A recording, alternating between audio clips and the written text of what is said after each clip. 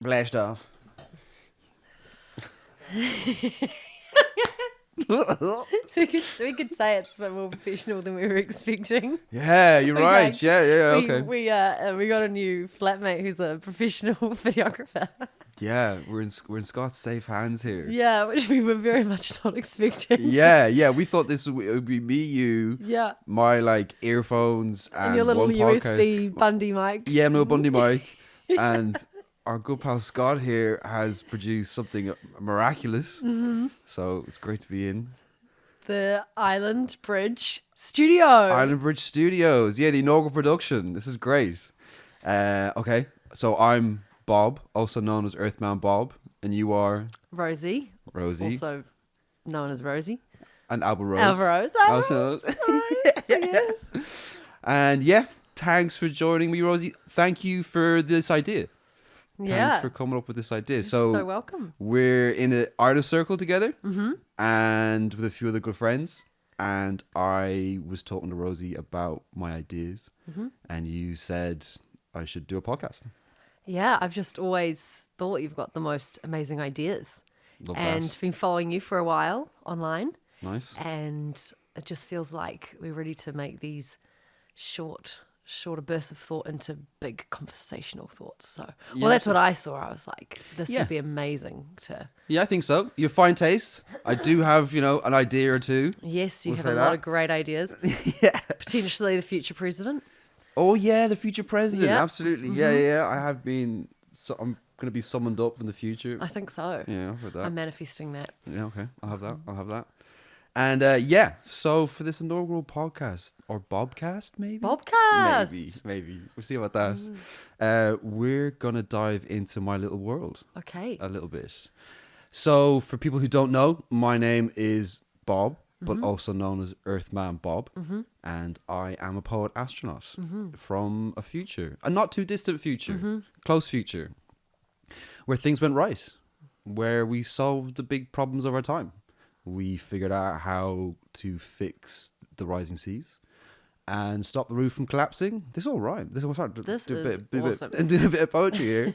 And I live on board a space station up there. And my job is to talk about what I see back down the earth and help other people see. So that's where the poetry comes in. And yeah, I do what I do, spoken word poetry on stage and a few stage shows. But yeah, like I say, we want to take this time to dive into a bit some of these issues, ideas, Big thoughts. big thoughts. So yeah, without waffling too much about it, what I want to talk to you today about from my world, Rosie, is storytelling. Great topic. Yeah, So important. absolutely. So I'm going to tell you a few stories. I'd love to hear. Yeah, brilliant. Well, first in particular, so the last time we talked was at our artist circle, maybe like a month and a half ago, and I mentioned I was having this kind of problem about my spoken word poetry and how I've been producing videos online, but I wanted to go out there and connect with crowds again. So actually, like 2 days after we had that last talk, I went to an event in UCD where some of my old colleagues from the political world in climate realm were doing a big talk in this beautiful big kind of amphitheater. Unfortunately, it was the same night as the Ireland football game was on, but what can you do? That's a big deal here. Yeah, big I'm deal with running. me too. God, I Yeah. can't believe it. The climate political people, they're not as clued in as to what's on the schedule. But anyway, there was a woman who spoke there, and her name was Mary Evelyn Tucker. And she is the head of, or the co-director of a school of spirituality and ecology in Yale. And at some stage I got up and did a few poems. It went pretty well. But she said something there that really struck with me. So I've been involved in climate realm things for like 10 years now. So like political organizations, activist organizations, Extinction Rebellion, Friends of the Earth, all this sort of thing. And she said something that I've been hearing for 10 years, which is we need a new story. So when I heard that, I was like, I've literally heard this for 10 years. When I first heard it, I was really inspired by it because I was like, oh yeah, story. I can make a story. So that's what I did. I kind of got on the ground and wrote this little story about Earthman Bob. Amazing. Yeah. So is what I call a speculative narrative, speculative future. And like I say, I am a poet astronaut that exists in this speculative future. Yeah. And it helps people to understand. Well, I hope it helps people understand that what can go right if. So diving into storytelling, Mm-hmm. and you're speaking with listening to this lady at the conference, what Yeah. do you think the current story is at the moment? That's actually the crux of it. Yeah. What the story we're telling now Yeah.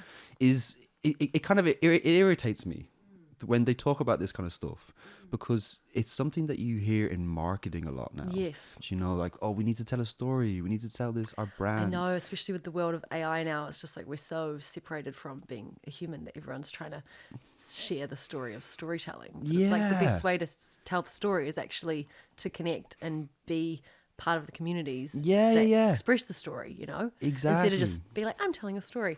I heard this amazing, I went to a conference of sorts, and this is a great example of shifting the story. Is in marketing they always talk about the consumer, and it's like, what does the consumer want? But if you shift the story and it's what does the citizen want, suddenly you're thinking, oh, I am a player in this sphere, this ecosystem, so yeah, it changes the way you think about it. So is that kind of where you're seeing the story? Yeah, I mean, you actually kind of hit the nail on the head there, really. Yes. Because, amazing. Well, we talk a lot, don't we? Yeah, we do. Yeah, vibes align, like I always say. Yeah, vibes align. They do. But, but that's exactly it. Yes. So we have this story that places you as a consumer, as not a participant, not someone who's inside of the story.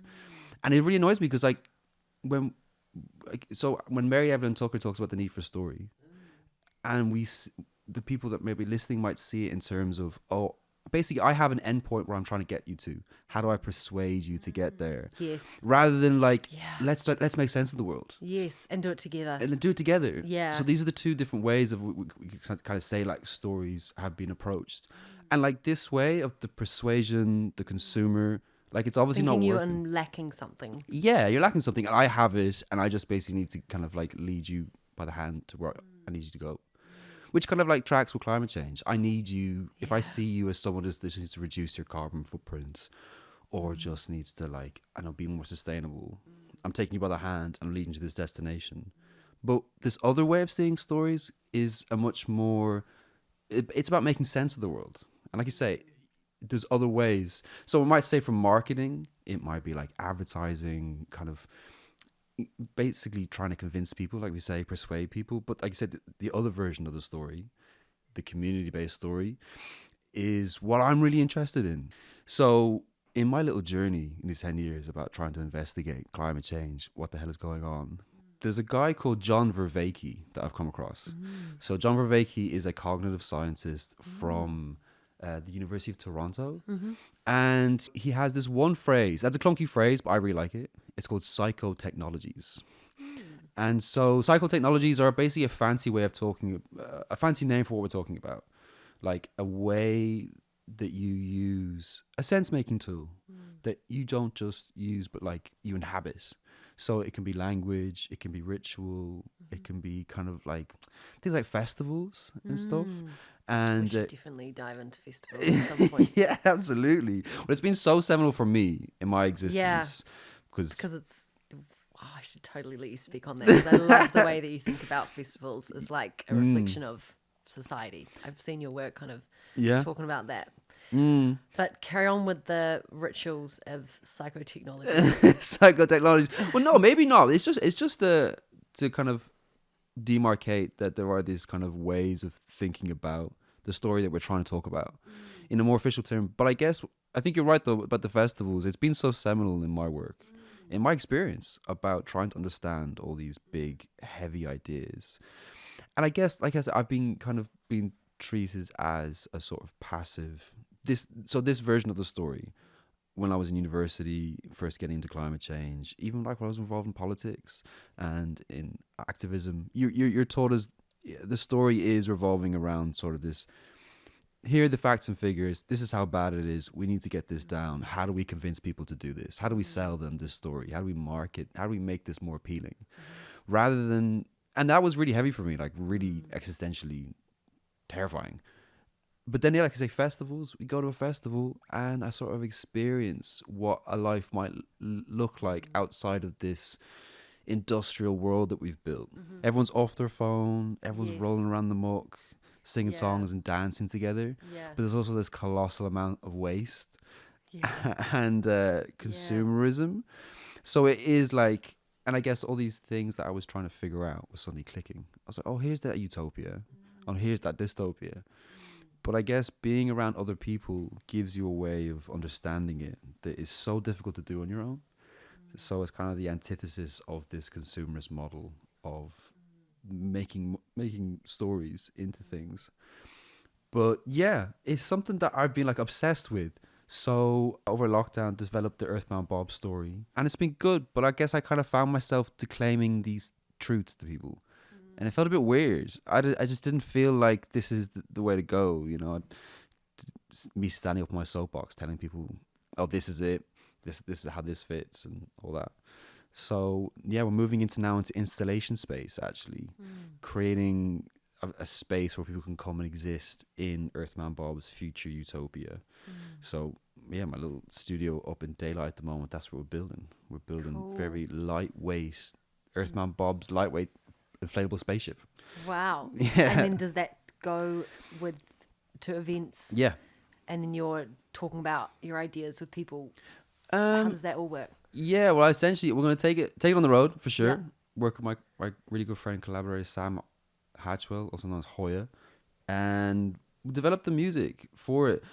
There will be a narrative, but I think what I'm convinced of now is that I don't want to tell people what the future is and how it works there. I mean, it helps me to know things about like psychotechnologies and, you know, Mary Levin and Tucker and these different things. It helps me, but I know not everyone is into that. So I want to give people a felt sense of it, like an idea of what it might feel like when everything goes right. When you say go right, what do you think going right starts to look like?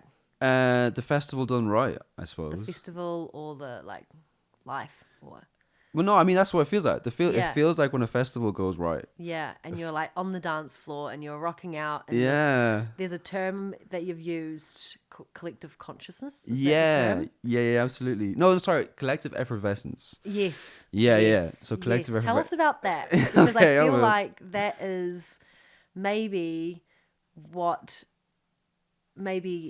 as a collective, that's what feels right, not just on the dance floor, but when that transcends into like Yeah. the world, like that is like a feeling of yeah. Tell us about collective Collective effervescence. effervescence. Absolutely, yeah. It's a term by Emile Durkheim, a sociologist from like the 19th century, I think. But yeah, it's a beautiful term. Collective. I actually first heard of it at Lecture Picnic. My friend, I was like, "What? That's a great word." And yeah, it's basically a term used to define this kind of thing that happens in a crowd when we simultaneously synchronize, and you all feel it. So obviously at gigs, festivals, but also sporting events, you know, everyone's singing in the crowd and everyone kind of feels like one. And I guess for me, and I would extrapolate this out a little bit. I won't say that Meryl Durkheim said all of this, but for me, that's what you build civilization upon. Yes. Is this collective sense of being Yes. that speaks. Working together and like Yeah. holding the space and Yeah, and feeling together. yeah. And like in that moment, I don't need to know about like John Vervaeke and Mary Evan Tucker. I don't need to know all this stuff. I'm there. yeah. I feel it. It's and in me. you're listening to the same track, the same beat, Yeah. and you're in flow. Yeah, you're in a rhythm. Yeah, and then you're looking around the room and everyone's like, "Oh, you feel it, I feel it." Yeah. People getting dabbed up. Yeah. People are hugging. Yeah. You know, it's great. And I love then- it. What did you just say before? That's the essence of. So that's called collective effervescence. But then that's the essence of going back into the world when yeah. it's flowing. Yeah. What I would say is probably that's like the building blocks of a civilization. Yeah. It's basically, for me, that word defines what it is happens when, because like the reason that humans are the prime species on the planet, we'll say, is that we collaborate, that we work Yeah, together. So like yes. Neanderthals actually had bigger brain, or they were at least stronger anyway, and they but we outlasted them because we were one of the reasons they postulate, we'll say, is that we're really good at working together. And it's something that gets lost in the milieu of sort of a capitalist world where we're trying to live individualist lives and maximizing profits and being sold to and selling to people because we're also just trying to survive. And this comes back now to the story, because that's like this world of information, like too much information, too many stories driven by capitalist incentives. Like no one knows what to follow anymore. So that's maybe where we're losing the story. Would you say? Yeah, well, Like I think it's just a byproduct of the story that we're now telling ourselves. Yeah. So there is a story that we're being told. I want to drop another clanger now. Drop it. I'll drop it. A thing called the industrial ontology. Oh, There we go. here we go. Clang. Yeah, clang. So industrial ontology is a great term to use when we talk about, since we'll say the Enlightenment in the 1700s, up until now, and it really took off during the Industrial Revolution, is this idea that we are separate from nature, that there is nature and there is us. And it's really interesting. I think if you boil it down to it now, I won't go too much into the kind of thing, but it kind of goes back to like René Descartes and his idea about, so he's the guy that said, I think, therefore I am. Yeah. And he first made this division. Well, he's the first one that kind of put it down on paper and it took off. And it's really interesting because it's really nefarious. It's really this idea that we are separate from nature gets in everywhere, and it even gets into climate activists and environmentalists because they think that there is a thing called nature that we have to save, and they don't realize that that's actually part of the industrial ontology. It's part of the same machine that sees the difference between the two.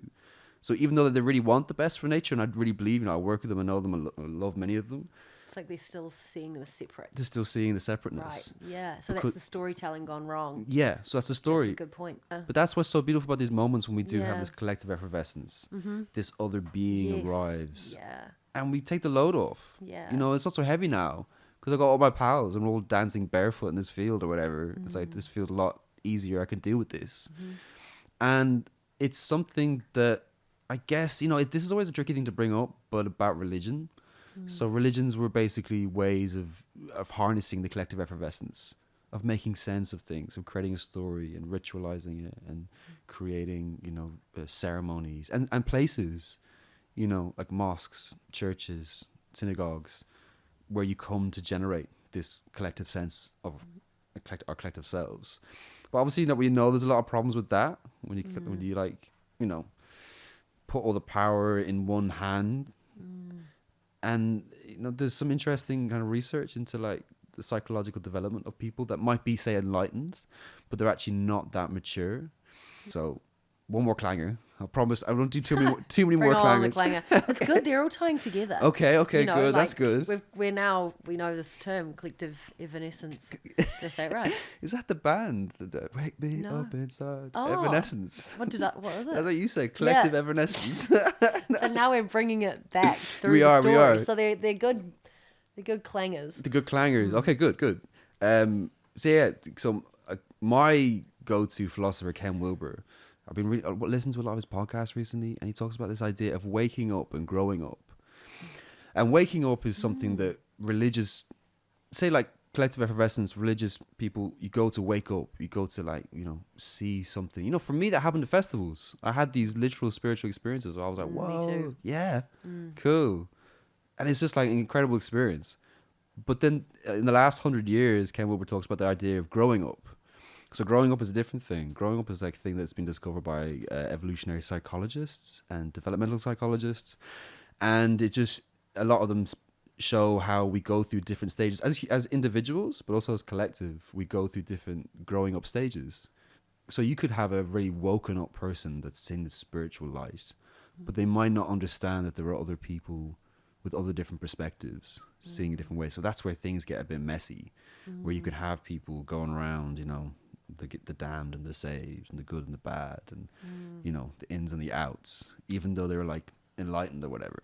Do you think this then weaves back through our theme of storytelling? Is like that's where the story can also get so lost, is because we've got these different cultures, different religions. There's so much. There's so many people. It's going to be impossible to ever find the same story, really. But I guess it's just this age that we're in now of just like so much information, and we're glued to a phone. It's actually impossible to grow to a point of being able to actually try to see each other's different perspectives. Like, I feel like those chapters or those stages of human progress, it's like we have less time, we have less evolution that we're going through each month. It's like maybe, I feel like we're not evolving. I don't know, am I being too pessimistic right now? But No, I think there's like you're a being way. human. Yeah, I just wonder like how much phones and technology are actually inhibiting our evolution and our enlightenment because we're unable to get to those points as easily now. Yeah, I think it's a really important as a point in my life in particular. It's a real ground war to get that thing away from me. The phone, like, it's really evasive. It is. It's tough, man. Yeah, really tough. Oh, I have to That's what they've been designed for, though. Yeah, and there's like armies of engineers that like are trying to redesign them all the time. Yeah. To make sure that you're always on them. So again, that's always a bit of compassion for yourself. You know, don't blame yourself too hard for it.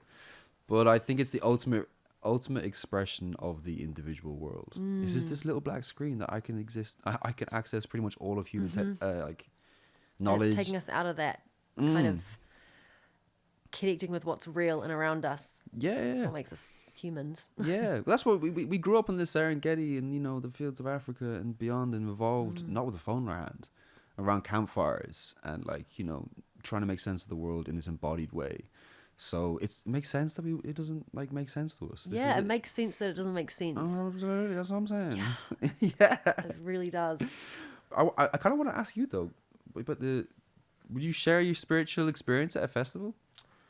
Oh, they have it all the time. Oh, really? I just feel like festivals are the most amazing place to just switch off. You hear amazing music. You're looking up at the stars. People are just so present. I love music. I get completely lost in music and dancing, and it's such a release. So, there's been, But they happen all the time, you say?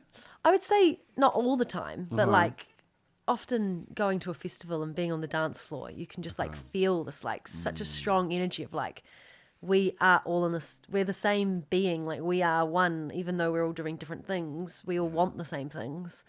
And there's just these real moments of, it just feels quite like powering. Like, absolutely. It's real fuel for life. Like, Yeah, it's very absolutely. charged. You feel very charged after a good dance in a crowd or in the club or in a festival. But do you think it's different in the club than the festival? I think festivals can more feel like maybe an ecosystem of like a utopian society a little bit. Like everyone there, they're working together. You're seeing the like my boyfriend works in festivals, so we've talked about festivals a lot, and we go to a lot of festivals together. And just kind of the world. Oh man. No, it's great. I love it. Yeah, and I've worked with Josh a few different festivals, putting the festival on his back out there. Yeah, definitely. But then I think the club is more like a place people go to like unleash, and really like find themselves in a different way. Like club culture, especially in living in Berlin, it's like you go to the club, and the right club anyway, you can just like really unleash your inner animal, and you can just let go. And I think so much is it's interesting. just said, and like you're looking at people on the dance floor and you kind of feel this like oneness. So I think that's a big place of what we've been talking about. Sure, that place where we're kind of like, we're almost like writing a story in this sweaty space between us. But it doesn't necessarily have a beginning, middle, and end. I'm not trying to be sold anything. No one's trying to persuade you of anything. But we are making sense of the world. We are exactly. in there. You're in there. You all want to be there for the music and to have fun, and it's a safe space to just like let go. And I think that's really hard these days. Like everyone is on their phones. Everyone is kind of just trying to make sense of things, and there's always a lot of like there can be walls up, especially when there's a lot of like public figures in the world now. We live in the world of social media and so many influencers. I just feel like when you're in the club and you're in an environment where you're not allowed your phones, especially, that was what's great about Germany. It's just like you really let go. Right, they banned the phones. You're not allowed your phones in there. How do they do that? Oh, like you can have your phone, but you have to cover up your cameras. And it's just kind of like not like etiquette. There's a lot of like strong kind of dance and club etiquette there. It's like Okay, if you okay. pull out your phone, you start texting on the dance floor. If you're like That's so calling annoying. someone, Do yeah, that. that's like not really a vibe. So people Sure. kind of pick up on that. It's like Yeah. so yeah. Okay. But that really was an experience for me of. Nice. And do you have a highlight, like a top spiritual experience at a club or a festival? I've got one. Yeah, you share yours because I think more like just feelings. It's like I just have Okay. these kind of realizations and feelings. But I'm keen to hear yours. Okay. Yeah, I'll tell you then. yeah, go on. Yeah, I had like big, like I say, I was coming back from England full of these heady ideas. Chocolate block up here. And then I went to, it was like 2016, Electric Picnic and LC Sound System. Was unbelievable. And like James Murphy, the whole thing, it fell apart on stage. And he started giving out to everyone on stage to the beat of the song. So you couldn't really, you'd have to be kind of clued in to know like, oh, he's not singing the song, he's kind of giving out to his drummer there. And he started giving out to the sound guy. Really? Yeah, he was Like he was tuned. being serious though. Yeah. But it was to the beat of his song. So it was kind of undercover. And he was saying it to the sound guy, this ain't no amateur shit. And tuning him through the different frequencies. I'm like, I don't know what the fuck was going on.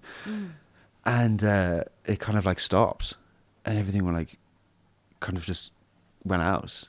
And then some other stuff happened, which I don't go into now. This is for another time. But basically, it kind of, this collective effervescent thing, it just erupted off the crowd. And it was like everyone was bringing all their different experiences from the whole weekend, maybe the whole last year, throwing it into this sort of collective fire. And I saw this blue DNA strand come up off the crowd that James Murphy had sort of conjured up through this You saw it. for a very quick. But it wasn't real. It wasn't real, but Earthman Bob's story made it in there, and it was about this pulse. Up to the to the space. poles, yeah, and it's like we sent this like beacon up into the universe to let us know like, oh, we're here. Oh, I think when I was meaning spiritual experiences, I mean like deep feelings and like aha light bulb moments. But yes, this is like a real like. Yeah. You saw the angels and the gods. Yeah, absolutely. You One saw of them looks him. like James Murphy having a freak out. Like, Oh it was my great. God. Yeah. And then, I guess, so it erupted, and everyone was like, wow. And it was so funny just before. Oh my God. Yeah, and just before, so James Murphy kind of goes, oh, I love you guys. You know, he made it. Whatever the hell he was doing, it worked. And like, you could only get away with it in Ireland. The sound guy came over the sound of all the PA systems, and he goes, sure, as long as I've had my fun, that's all that matters. But everyone was still clapping and stuff, so you'd have to be tuned in to even know what happened. But anyway, it was incredible. And you weren't just hearing it. No, because the next day I thought I was hearing it right, because like, you know, maybe I wasn't. We'll say I'm not in the most sober of mindsets. We'll say, but I was like, did anyone hear that? And half was like, no, what? And then one person was like, oh yeah, I heard that. I didn't. Oh my goodness. Yeah, and that's a quote from Father Ted. There's a character in Father Ted who's like this piss artist priest who just takes the piss out of everyone, and that's his quote. Sure, as long as I've had my fun, that's all that matters. It was amazing. But I did have like an epiphanal moment. Like, there was this thing about rhythm in that moment. I had this idea that all of life is a series of rhythms. Yep. And that and that as well. became the basis of like the Earthman Bob story. Interesting. Should we dive into the rhythm? The rhythm, yeah, we will do. Where do you think the rhythm's pulsing right now in life? That rhythm. I think there's lots of different rhythms right now, and I think coherence is the problem. Yeah. So we almost have so much rhythm, we don't know what to do with it. Yeah. So that is what I would say is like, rather than like looking for the right, because like, you know, you like go to Berlin or you go to the right festival, you know, these like incredible beings doing incredible things, collective, but they kind of, it's happening sporadically, like fragmented as well. There's like a big rhythm here, and then there's like a rhythm here, and everyone's like, we want to do it and change, but it's like yeah, and then you have the big capitalist rhythms coming in, and we all have to get on, big, and then we're the little waves through the middle. Yeah, just try and surf out here. Yeah. Let's get a little surf crew going, Yeah. and it's a great crew. But we get wiped out by these big We get kahunas every now bloody and then. wiped out. Yeah, it happens. And like even the guys that, you know, will say the biggest capitalist beast out there, like, I don't know, stockbrokers in New York or whatever. Even though they might be riding a big, you know, big old rhythm, I'd say their rhythms are shy compared to the rhythms we got going on. Do you know what I mean? Like, They just have different rhythms. That's the thing. Everyone's just in their own worlds. that's true. It's That's like- true. Do you know what? I will say this though. I'm gonna hit you with a little poem now.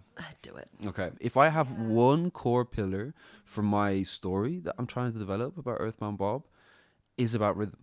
I think it's like a core principle of reality. and maybe tease that for the next one. But I will end on this. Maybe is that fair? Yeah, that's do great. Would we tease that? I think so. Okay. We'll tease That's that. a great shout. Okay, so this is my little poem. So this was, I guess, birthed from that moment, LLC Sound System. I was like, oh wow, everything's running to a rhythm, and we are no different. From your work week to your heartbeat, from 9 to 5 to the, in and out, up and down, to the way the music plays, everything's running to a rhythm, and we are no different.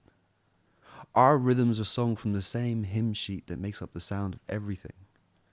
And that's not just some academic abstract fact. That's something that deserves playing with. There you go. That's my little ditty, as I like to call them. Which I may have messed up at the beginning of it, but look, Más o menos. Yeah? Más o menos, that was beautiful. Oh, was it good? And I think we've okay. just created some rhythm of some new thought waves for people out there. Nice. That was good surfing with you, Rosie. So good surfing with you. Yeah. Okay, nice one. Okay, cool. Thank you, guys.